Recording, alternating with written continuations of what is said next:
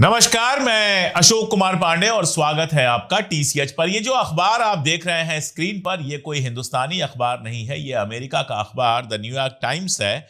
और इसमें एक आर्टिकल छपा है फ्रंट पेज पे, और वो आर्टिकल छपा है आरएसएस के बारे में। इस आर्टिकल का शीर्षक दिया गया है from the shadows to power, how the Hindu right reshaped India. यानी छाया में पहले थे, पहले छिप छिपा के काम करते थे, अब खुलेआम सत्ता में हैं। कैसे हिंदुत्ववादी जो दक्षिणपंथ भारत का है उसने भारत का चेहरा बदल दिया है। खैर, इस बारे में जानने के लिए अमेरिका के किसी अखबार की हमको जरूरत नहीं है। बात करूंगा, इस रिपोर्ट पर भी बात करूंगा, और कुछ दिनों पहले जो कारवां में रिपोर्ट आई थी उस पर भी बात करूंगा। लेकिन उसके पहले वो दृश्य देखते हैं कि कैसे इसने भारत को बदल दिया है। बात दिल्ली की ही है। दिल्ली में हिंदू रक्षा दल के लोग खुलेआम हथियार की नुमाइश कर रहे थे। वीडियो बना के जारी हो रहा था, हथियार थे उसमें, और वो वीडियो आप देख पा रहे होंगे। और ये हथियार लोगों के बीच में बांटने के लिए थे। आप सोचिए, देश के अंदर ये लोग खुलेआम अगर हथियार बांट रहे हैं तो किसके लिए बांट रहे हैं?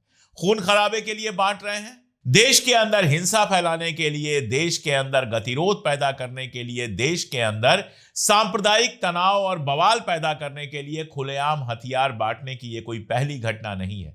इस तरह की जाने कितनी घटनाएं हमने देखी हैं। इस घटना के बारे में जो पुलिस अधिकारी हैं उनका एक बयान आया है। आज दिनांक 29/12/2025 को सोशल मीडिया प्लेटफॉर्म के माध्यम से थाना शालीमार गार्डन को सूचना प्राप्त हुई कि हिंदू रक्षा दल के राष्ट्रीय अध्यक्ष पिंकी चौधरी द्वारा तलवार वितरण किया जा रहा है।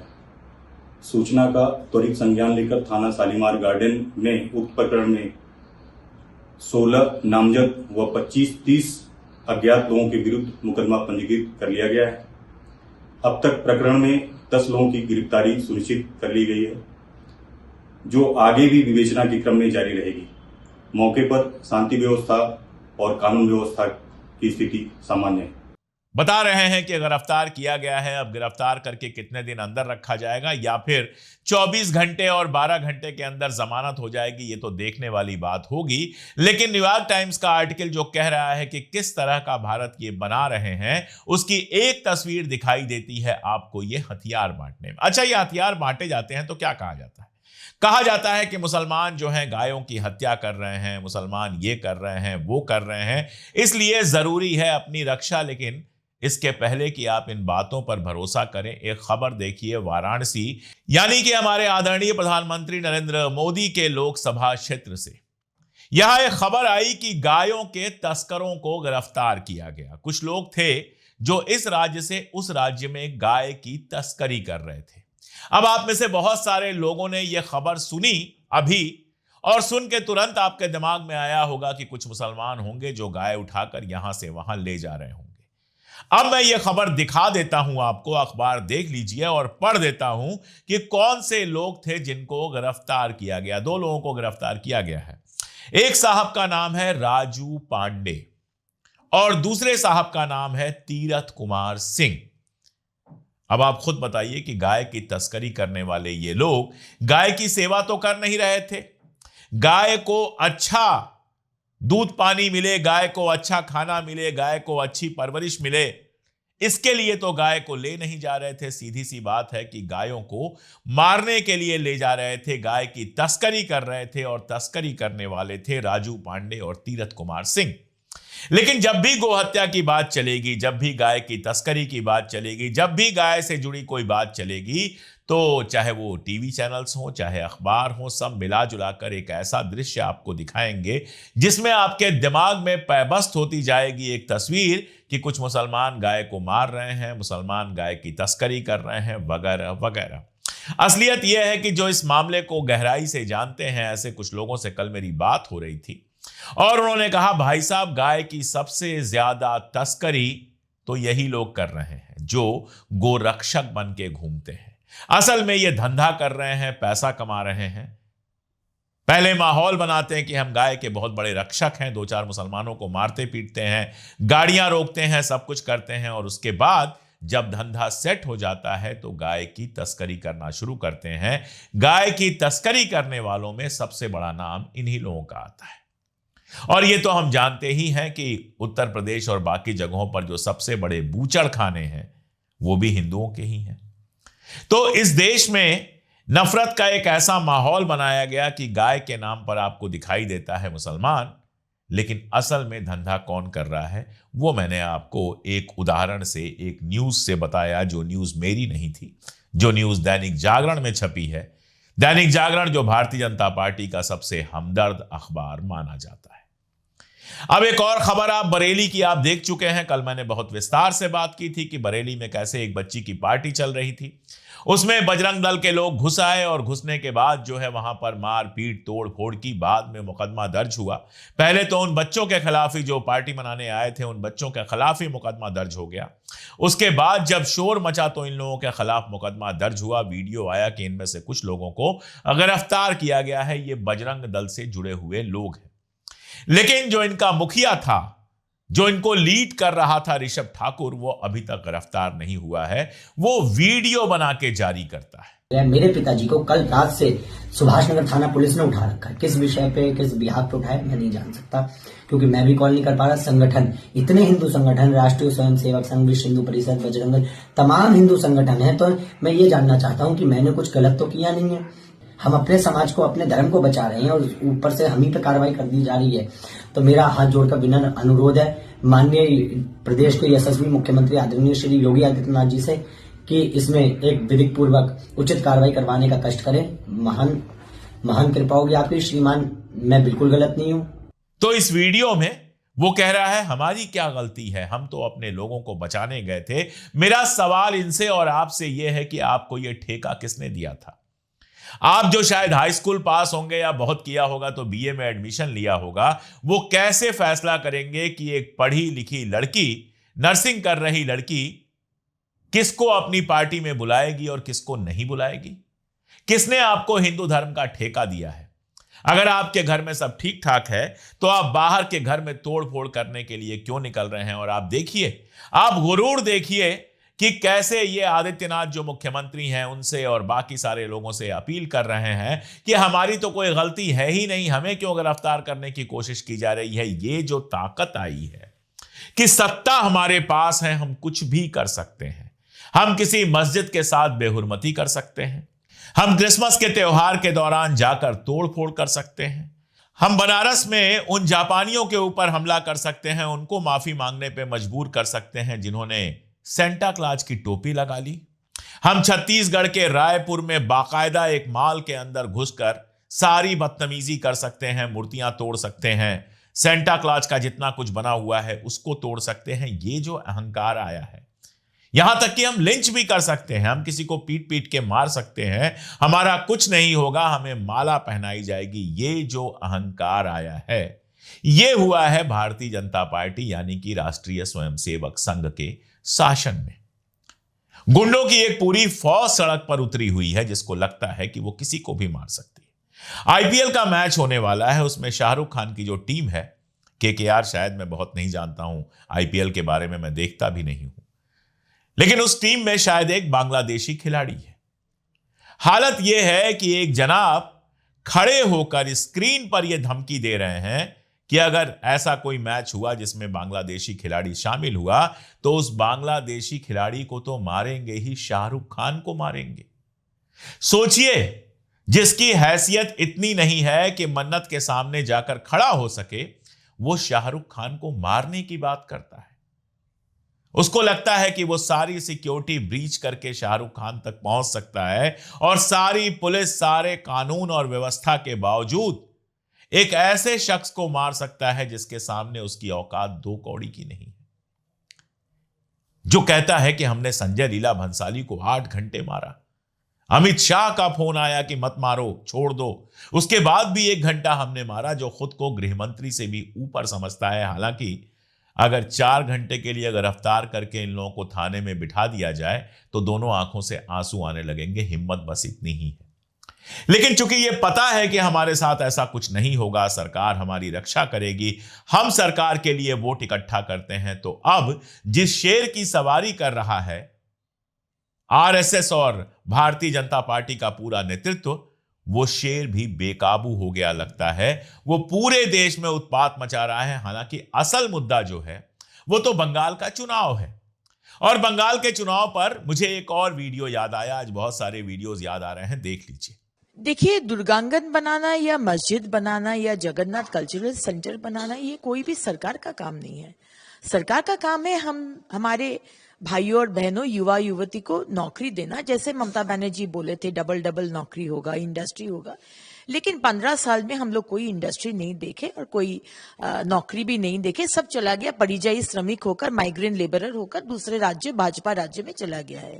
तो बंगाल भाजपा की ये जो नेत्री हैं वो कह रही हैं सरकार का काम मंदिर मस्जिद बनवाना नहीं है। सरकार का काम तो है कि वो रोजगार दे, फैक्ट्री लगाए।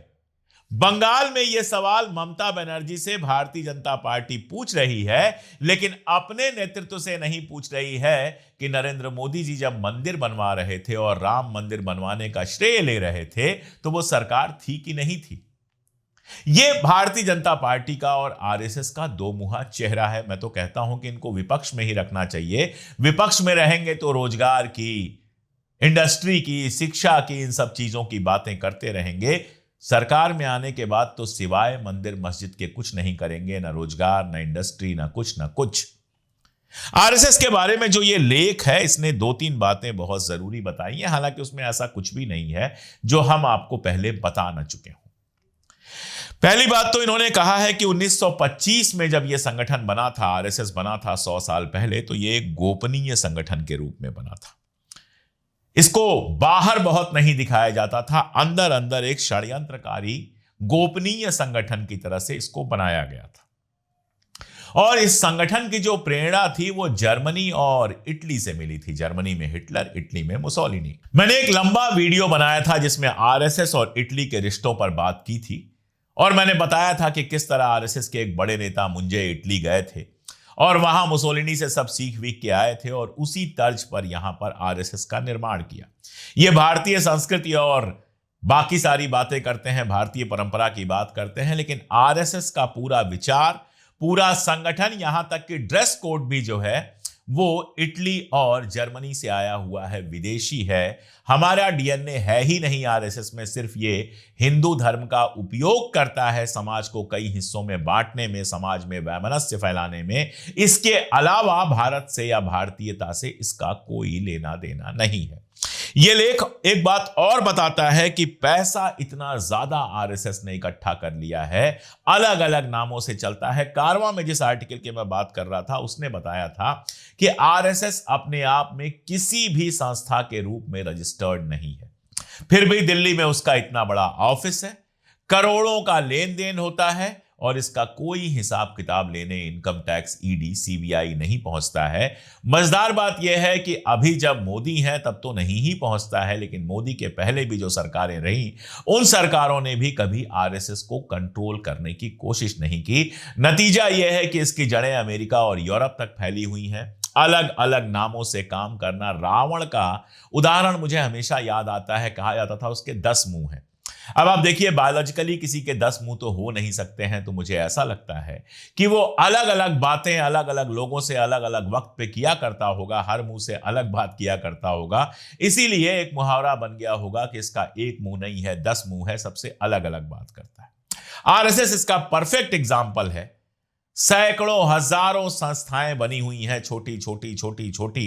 एक ही आदमी कई कई संस्थाओं का हेड है। जैसे शेल कंपनियां बनती हैं वैसे ये संस्थाएं बनी हुई हैं, अलग अलग जगहों पर काम कर रही हैं और ओवरऑल जो नेतृत्व है वो आरएसएस करता है, जो खुद अपने आप में रजिस्टर्ड भी नहीं है।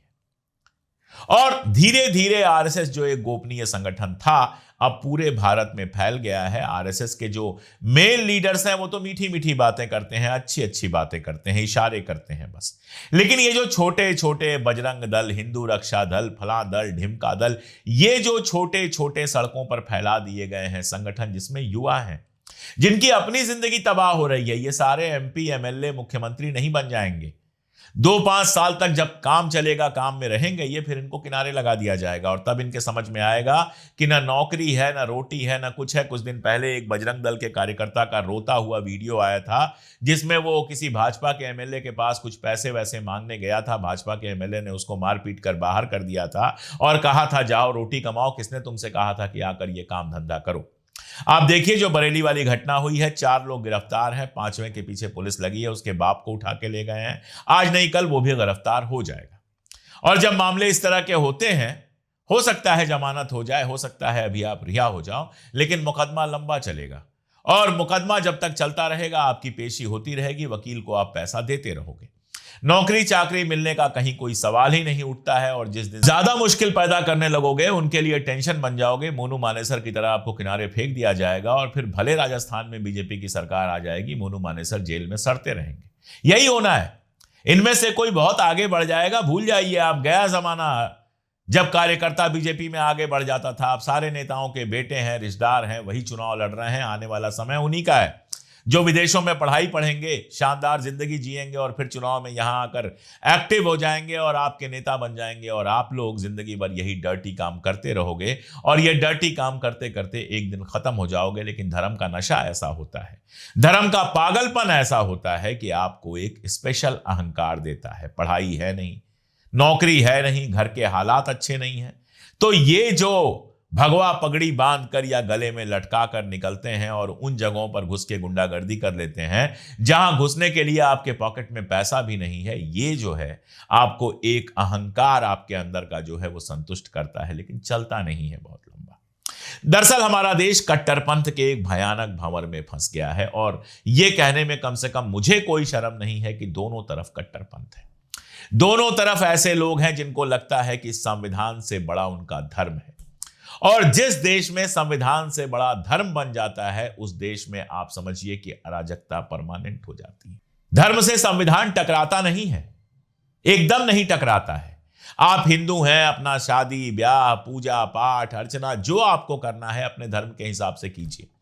आप 7 फेरे लीजिए, सुबह उठकर आप देवी की प्रार्थना कीजिए, बजरंगबली की प्रार्थना कीजिए, व्रत रखिए, मंदिर जाइए, जो करना है करिए। हमारा संविधान आपको रोकता नहीं है। अगर आप मुसलमान हैं, नमाज पढ़िए, अपने त्योहार मनाइए, अपनी जिंदगी जो है वो सुन्नत के हिसाब से चलाइए, आपको कोई रोकता नहीं है। संविधान एकदम नहीं रोकता है। न संविधान चोटी रखने से रोकता है, न संविधान दाढ़ी रखने से रोकता है, न संविधान पगड़ी पहनने से रोकता है, न संविधान आपको सिर पर स्कल कैप जिसको कहते हैं टोपी वो पहनने से रोकता है, न संविधान ईद मनाने से रोकता है, न संविधान होली मनाने से रोकता है।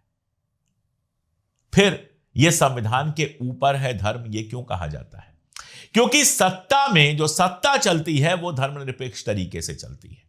दिल्ली की कुर्सी पर या लखनऊ की कुर्सी पर या पटना की कुर्सी पर जो बैठे, हमारा संविधान कहता है कि वो सभी धर्मों को एक आंख से देखे, उसका स्टेट का अपना कोई धर्म ना हो। जब कोई कहता है कि हमारा धर्म संविधान से ऊपर है, इसका मतलब यह होता है कि वो चाहता है कि सेकुलर शासन की जगह पर धार्मिक शासन आ जाए। ये अंतर है, ये फर्क है। इसलिए जब कोई ये बात करे कि हमारा धर्म संविधान से ऊपर है, हमारा दीन संविधान से ऊपर है, तो सबसे आगे बढ़कर आप उसका विरोध कीजिए, क्योंकि जिस दिन सत्ता में कोई धर्म आ जाएगा क्या होगा, दुनिया भर का एग्जाम्पल देख लीजिए, आपके समझ में आ जाएगा। कोई भी धर्म सत्ता पर कब्जे की बात करने के लिए नहीं बना था, लेकिन लोगों ने धर्म का इस्तेमाल किया सत्ता पर कब्जा करने का, और उसका सबसे बड़ा कोई एग्जाम्पल है भारत के अंदर। बाहर की बात मैं नहीं कर रहा हूं, बाहर बहुत सारे एग्जाम्पल हैं। आईएसआईएस से लेकर जाने कितने एग्जाम्पल हैं। आईएसआईएस का एग्जाम्पल देखिए, सबसे ज्यादा खुद को धार्मिक शुद्ध बताने वाला संगठन, और उसने सबसे ज्यादा हत्याएं मुसलमानों की। तो जो भी संगठन इस तरह के हैं, वो संगठन अंततः उस जगह का, उस देश का ही नाश करके रख देते हैं जिसके नाम पर सत्ता में आते हैं। हमारे यहां आरएसएस यही कर रहा है। ये जो खून खराबा आपको सड़कों पे दिखाई दे रहा है, ये गुंडई जो आपको सड़कों पे दिखाई दे रही है, अगर आपको लगता है कि ये सस्टेनेबल है, 20 साल 25 साल 50 साल चली जाएगी, तो आपने इतिहास नहीं पढ़ा है। इसका असर यहीं दिखना शुरू होगा। जो देश हमेशा हर समस्या में एकजुट होकर खड़ा रहा, वो देश जब अंदर अंदर टूटेगा तो बाहर से भी कितने दिन एक रह पाएगा। और सबसे बड़ा खतरा इस समय यही है। यही वजह है कि हम लोग लगातार हर तरह के धार्मिक कट्टरपन पर प्रहार करने की कोशिश करते हैं। कभी इधर से गाली मिलती है, कभी उधर से गाली मिलती है, लेकिन अब गाली प्रोन हो चुके हैं, कोई फर्क उसका नहीं पड़ता है। सच बोलने की कसम खाई है तो सच बोलते रहेंगे। और सच ये है कि चाहे वाराणसी में गाय की तस्करी करने वाले पांडे जी और सिंह साहब हों, चाहे दिल्ली में हथियार बांटने वाले हों, चाहे बरेली में ठाकुर साहब हों जो जाकर एक बर्थडे पार्टी को डिस्टर्ब करते हैं और अब भागे भागे फिर रहे हैं, चाहे उत्तराखंड में एक त्रिपुरा के लड़के की हत्या करने वाले लोग हों, ये देश के सबसे बड़े दुश्मन हैं। ये असली टुकड़े टुकड़े गैंग हैं और अगर इनको कंट्रोल नहीं किया गया तो देश कहां पहुंचेगा, देश कितने हिस्सों में बटेगा, ये समझ पाना, ये जान पाना अभी तो बहुत मुश्किल है। आज के लिए इतना ही, बहुत शुक्रिया। Thank